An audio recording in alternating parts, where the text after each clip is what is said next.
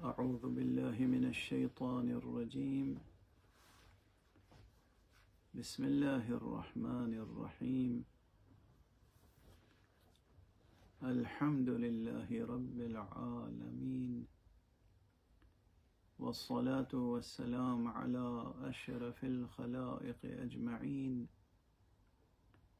سيدنا وسيد الأولين والآخرين، حبيبنا وحبيب إله العالمين، إمام المرسلين وخاتم النبيين، أبي القاسم المصطفى محمد، اللهم صل على محمد وعلى أهل بيته الطيبين الطاهرين الهداة المهديين المعصومين المظلومين، أما بعد. كلام حضرت امیر المؤمنین امام المتقین علی ابن ابی طالب علیہ الصلاۃ والسلام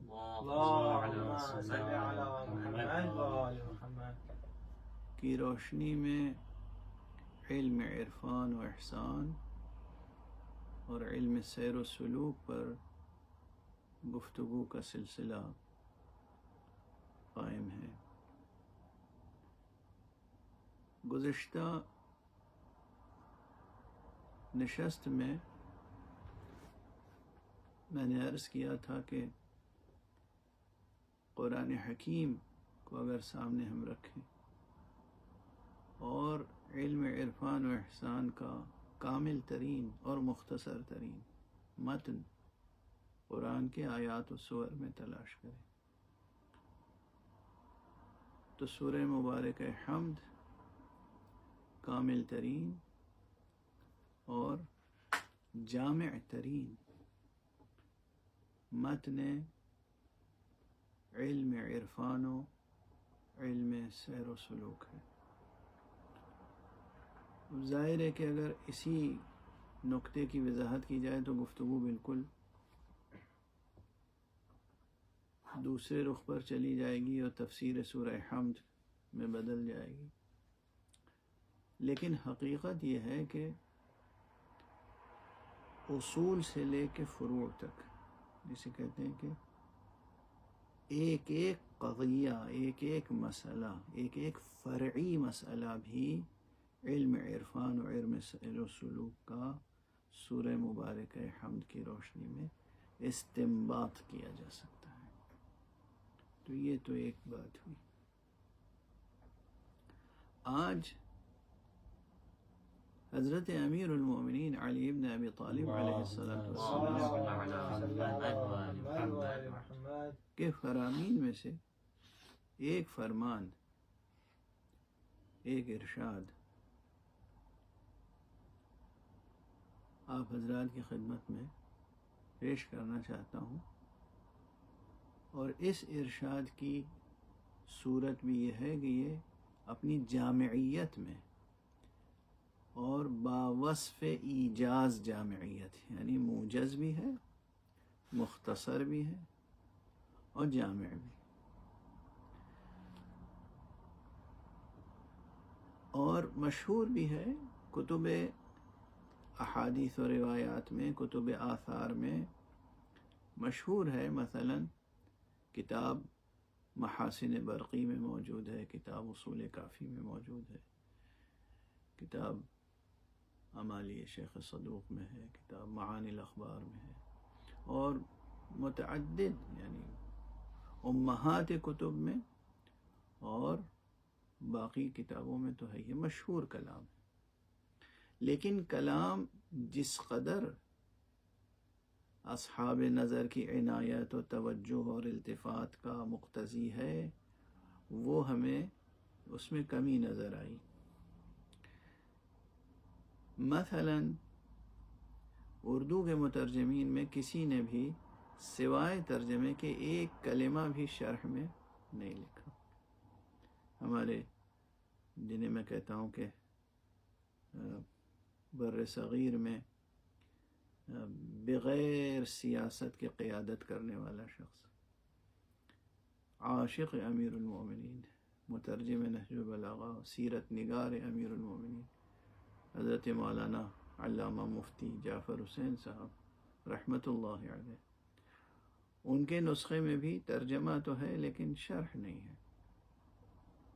اور حضرات جنہوں نے ترجمے کیے ہیں نہج البلاغہ کے اردو میں، وہاں بھی صرف ترجمہ ہے، شرح نہیں ہے، ایک کلمہ شرح کے طور پر نہیں. اور عربی کے نسخوں میں جہاں تک دیکھا تو مجھے بہت حیرت ہوئی کہ علامہ استاد شیخ محمد عبدو، انہوں نے بھی ان کی شرح میں بھی اس کلمے پر ایک کلمہ بھی شرح نہیں ہے،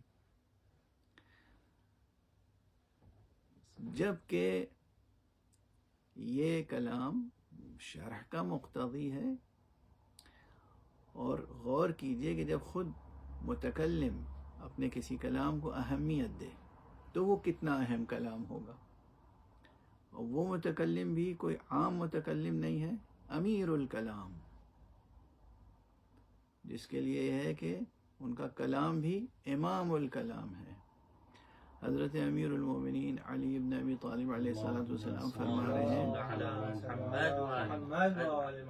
لَأَنْسُبَنَّ الْإِسْلَامَ نِسْبَةً لَمْ يَنْسُبْهَا أَحَدٌ قَبْلِي، میں اسلام کی آج ایک ایسی تعریف بیان کروں گا جو مجھ سے پہلے کسی نے بیان نہیں کی ہے. غور فرمائیے کہ وہ توجہ دلا رہے ہیں. اب ظاہر ہے کہ روایات کے مجموعے میں پوری تفصیل نہیں ملتی کہ آخر وہ مخاطبین کون تھے، وہ مجمع کون تھا، وہ فرہیختگان، وہ نخبگان، وہ کون سے افراد تھے سامنے جن سے خطاب کر کے آپ نے یہ کلام ارشاد.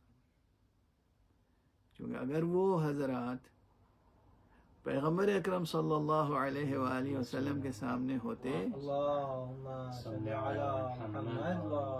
تو یقیناً یہ کلام حضور علیہ السلام کی زبان مبارک سے صادر ہوتا.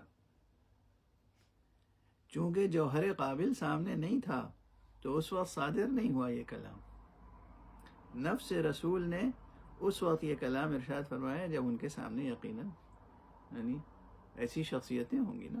اب وہ کون مفکرین تھے اس عہد کے، کون دانشور تھے، کون اہل ظاہر و اہل باطن میں سے حضرات تھے، یہ تفسیر اور تفصیل روایات میں نہیں ملتی.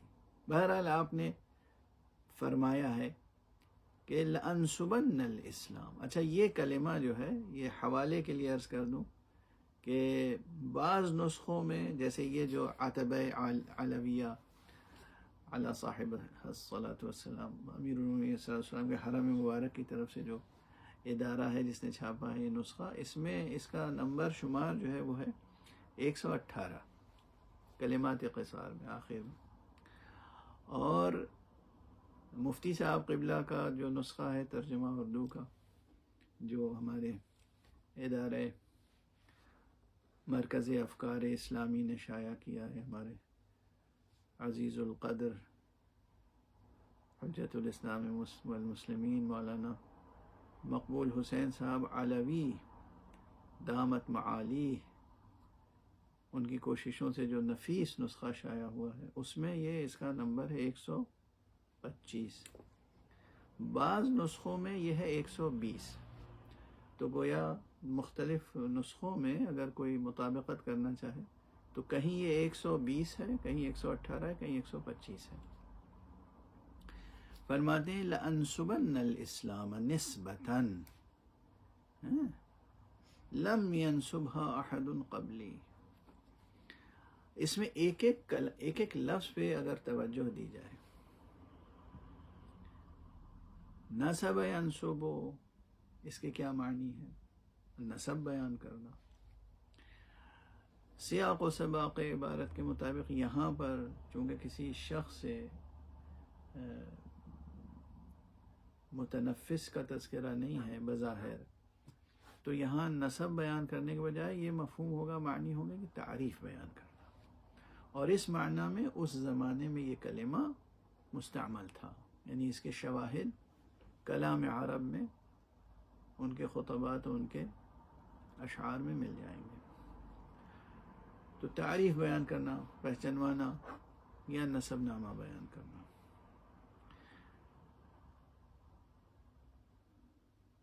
لَأَنْسُبَنَّ الْإِسْلَامَ نصف اللام، اور یہ نون تاکید، اور جناب والا نسبتاً لم ينسبها احد قبلی، یہ آہنگ کلام توجہ دلا رہا ہے کہ اس کے بعد جو میں کہہ رہا ہوں اس پہ غور کرنا۔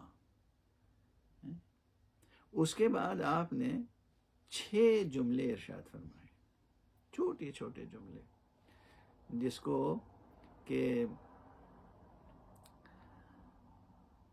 پروپوزیشنل لاجک میں ایسے جملوں کو ایٹامک پروپوزیشنز کہتے ہیں۔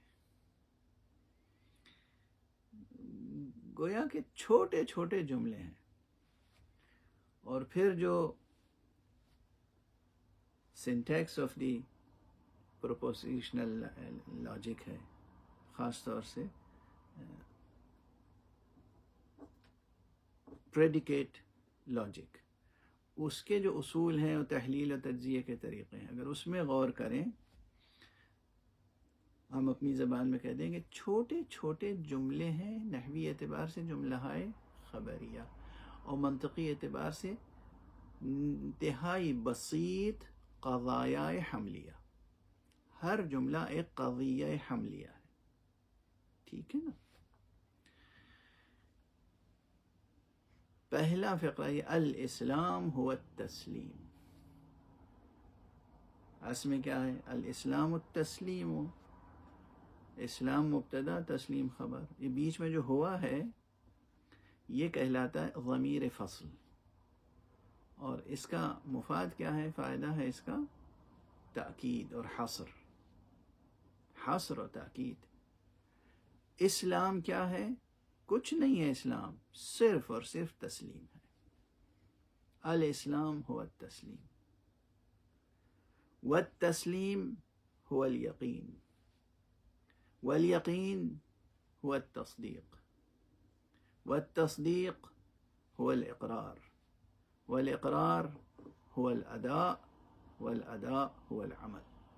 مکمل عبارت بس اتنی، 6 فقرے ہیں، 6 ایٹامک پروپوزیشنز۔ مجھے یہ تعبیر انگریزی کی بہت پسند آتی ہے، اور اس کے برابر کی کوئی تعبیر اردو میں رائج نہیں ہے، اس لیے میں اسی کو استعمال کر رہا ہوں۔ چھوٹے چھوٹے فقرے بالکل بسیط، بنیادی، یعنی اس میں سے ہر فقرہ، ہر جملہ، ہر قضیہ حملیہ ایک مکمل یونٹ ہے علم کی، علم کی ایک مکمل منفرد منسجم یونٹ ہے۔ الاسلام هو التسلیم، والتسلیم هو الیقین۔ اسلام کیا ہے؟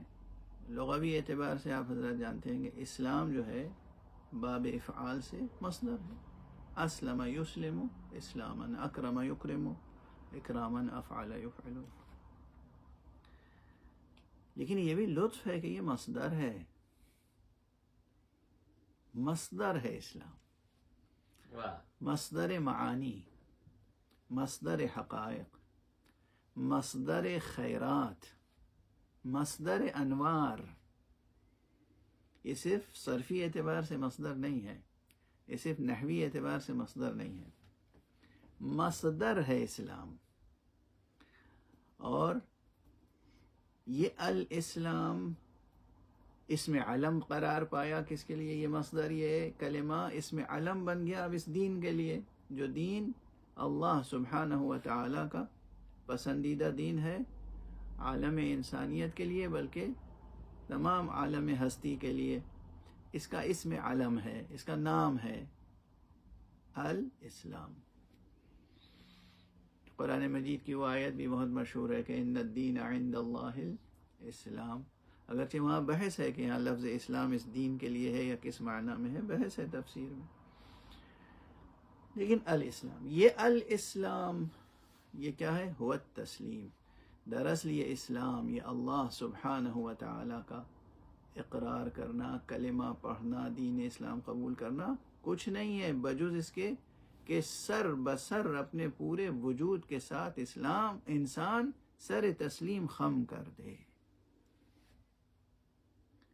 اچھا یہ جو ہم کہہ رہے ہیں سر تسلیم خم کر دے، تو یہ ایک محاورہ ہے ہمارے یہاں کا یا روزمرہ ہے. مقصد صرف اس سر کا خم کرنا نہیں ہے، وہ بھی یہ ظاہری سر جو اس جسم مادی کا ایک حصہ ہے. مقصد یہ ہے کہ خاطر انسان، بات شہرت کی نہیں، جذبہ بیدار کی ہے. کیجئے فدیہ خنجر سرے خاطر اے دوست، پورے وجود کے ساتھ تسلیم ہو جانا ہے، سر بسر تسلیم حق سبحانہ و تعالیٰ کے سامنے. اس کی مرضی، اس کی مشیت، اس کا ارادہ، اس کا حکم جو بھی ہے، ہم سر بسر تسلیم ہو جائیں. الاسلام ہوا التسلیم. اب یہاں پہ یہ جسے کہتے ہیں کہ یہ عرض کرنا ضروری ہے کہ اسلام کی پہلے ہی مرحلے میں دو تعریفیں الگ الگ سامنے رکھنے کی ضرورت ہے. ایک اسلام وہ ہے جو فقہی اور کلامی اسلام ہے کی تعریف ہے، یعنی جس کے تحت انسان کلمہ لا الہ الا اللہ محمد رسول اللہ پڑھ کے اشہد ان لا الہ الا اللہ وحدہ لا شریک لہ واشہد ان محمدا عبدہ ورسولہ کہہ کے انسان مسلمان ہو جاتا ہے. اب اس کے لیے کچھ اس کے حقوق ہیں اور کچھ اس کے فرائض ہیں جو علم کلام اور علم فقہ کی روشنی میں مرتب ہوتے ہیں. اس نے کہا اشہد ان لا الہ الا اللہ واشہد ان محمد رسول اللہ کہا، اور یہ اب اس کی جان محفوظ ہو گئی، مال محفوظ ہو گیا، عزت آبرو محفوظ ہو گئی، اس کے کچھ حقوق ہیں، کچھ فرائض ہیں فقہی دائرے میں. لیکن یہاں پر جو سیاق عبارت ہے وہ صرف اس کلامی یا فقہی مفہوم میں اسلام کی طرف نہیں لے جا رہی ہے، چونکہ وہ شخص جو کلام یعنی اس فقہی یا کلامی تعریف میں منافقین کو بھی کیا کہتے تھے؟ مسلم معاشرے میں جیتے تھے، کھاتے تھے، پیتے تھے، مسلمانوں کے صفوں میں کھڑے ہو کے نماز پڑھتے تھے، مسلمانوں کی صفوں میں جنگ میں جاتے تھے اور دغا دیتے تھے. تو وہ فقہی و کلامی اسلام کی روشنی میں تو منافق کو بھی آپ مسلمان کہتے ہیں. یہاں جب سیر و سلوک کی منزل ہے، سیر اللہ کی منزل ہے، یہاں وہ تعریف کلامی و فقہی کافی نہیں ہے. یہاں وہ تعریف اسلام ضروری ہے جو سورہ مبارکہ حجرات کے آخر میں ہے. تنبیہ، یہ آ کے کہتے ہیں کہ ہم اسلام لے آئے، آپ کہیے کہ تم مسلمان نہیں ہوئے ہو، ابھی اسلام تو تمہارے دل میں داخل نہیں ہوا.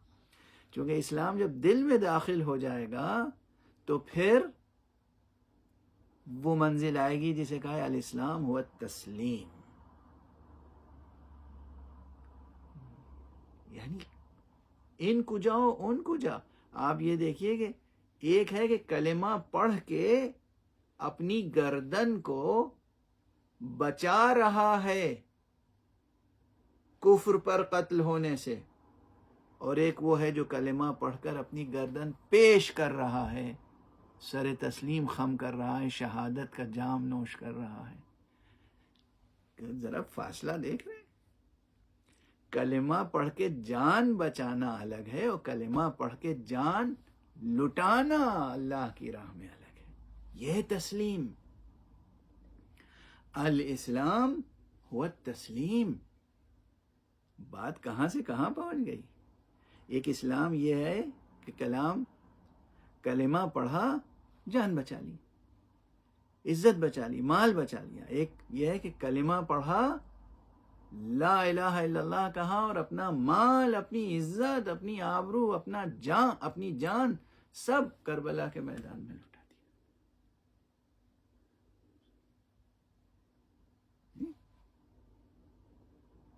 الاسلام هو التسلیم. اور پھر ابھی یہاں بہت سی یعنی اسی ایک مرحلے میں ٹھہر کر الاسلام ہوا تسلیم پر گفتگو ہو تو ظاہر ہے کہ یہ گفتگو بہت تفصیل طلب ہے. ہمارے سیر و سلوک کے جو رسائل لکھے ہیں جیسے علامہ مہدی بحر العلوم یا میرے خود استاد گرامی مرحوم و مغفور آیت اللہ سید محمد حسین حسینی تہرانی، ان دونوں بزرگواروں نے جو نصاب لکھا ہے اور جو مراحل لکھے ہیں اس میں سیر و سلوک کا پہلا مرحلہ کیا ہے؟ الاسلام. اور وہاں اسلام کی جو تعریف ہے اور اس کی جو جزیات ہیں اور جو تقاضے ہیں وہ بھی بیان کرنا ضروری ہے. لیکن اس وقت میں سمجھتا ہوں کہ اتنا ہی بیان کافی ہوگا آپ حضرات کے لیے جو خود بھی سوچ رہے ہیں، سوچنے کا ہنر رکھتے ہیں، جستجو اور تلاش اور قد و کاوش رکھتے ہیں کہ اسلام اور تسلیم کے صرف لفظی نہیں لیکن لفظی بھی معنوی بھی رشتوں کو تلاش کریں اور غور کریں کہ امیر المومنین علیہ الصلوۃ والسلام نے فرمایا ہے الاسلام هو التسلیم. اسلام تو دراصل سر بسر تسلیم ہو جانے کا نام ہے. آج اس نشست میں اتنا ہی، انشاءاللہ باقی آئندہ نشست میں. وآخر دعوانا ان الحمد للہ رب العالمین.